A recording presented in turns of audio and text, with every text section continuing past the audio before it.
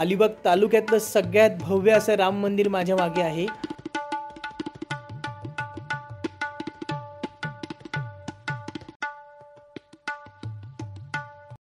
अलिबाग पासून रोह्याच्या दिशेने 38 किलोमीटर अंतरावरती वावेखार स्टॉप आहे।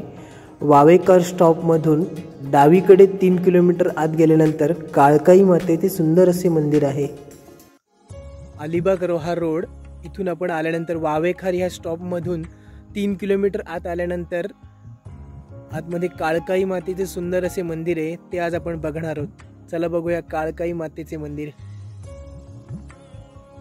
श्री काळकाई मंदिर प्रवेशद्वार, या अशा भव्य प्रवेशद्वारामधून आपण आज जाऊन मंदिराकडे जाऊया।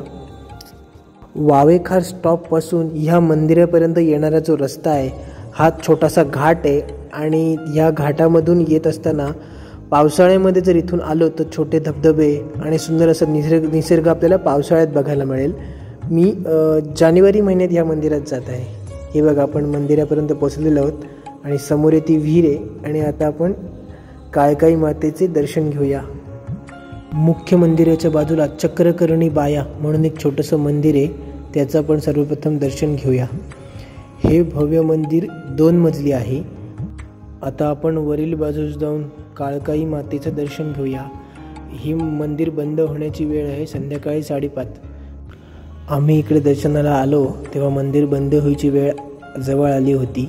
चला आपण आता हे मंदिराचं काळकाई मातेचे मंदिराचे दर्शन घेऊया। मी या देवीचं दर्शन घेण्यासाठी अलिबागवरून आलो आहे आणि हे मंदिर आहे रोहा तालुक्यामध्ये आहे। या पुढील मंदिर आहे आपलं रामाचं मंदिर आहे नवखार येथील। अलिबाग एसटी स्टँडपासून आपण अलिबाग रोहा रोडने 26 किलोमीटर गेल्यानंतर नवखार हा स्टॉप आहे आणि या नवखार गावातच अलिबाग तालुक्यातील सगळ्यात भव्य असे राम मंदिर आहे। चला आपण हे राम मंदिर आज बघूया।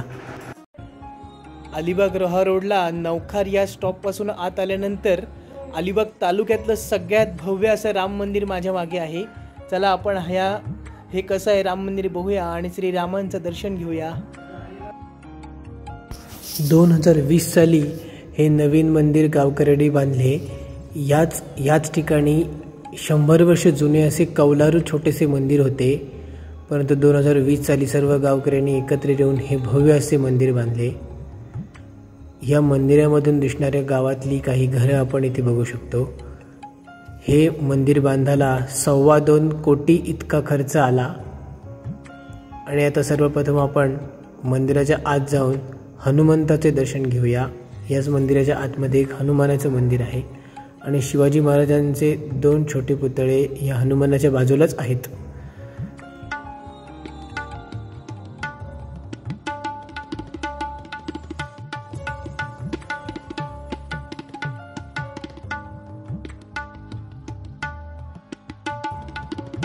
या राम मंदिराचे एक वैशिष्ट्य आहे की हे अलिबाग तालुक्यातलं सगळ्यात मोठं राम मंदिर आहे।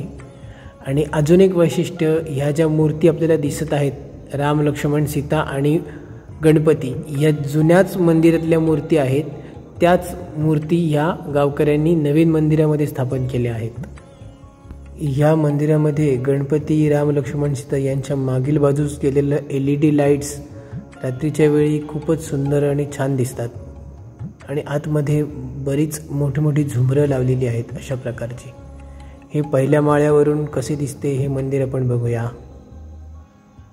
आणि सगळ्यात खालच्या बाजूला आहे तो हॉल आहे, लग्न वगैरे करण्यासाठी हा हॉल आहे। आणि इथूनच आपण नवखार गावातून सूर्यास्ताचे सुंदर असे दर्शन घेऊया। किती सुंदर असा सूर्यास्त होत आहे। आणि हे सूर्यास्ताचं दर्शन घेऊन झाल्यानंतर मी व्हिडिओ इथेच थांबवतो। व्हिडिओ कसा वाटला नक्कीच कमेंट करून सांगा। व्हिडिओ आवडल्यास लाईक, शेअर आणि चॅनलला सबस्क्राईब करा। थँक्यू।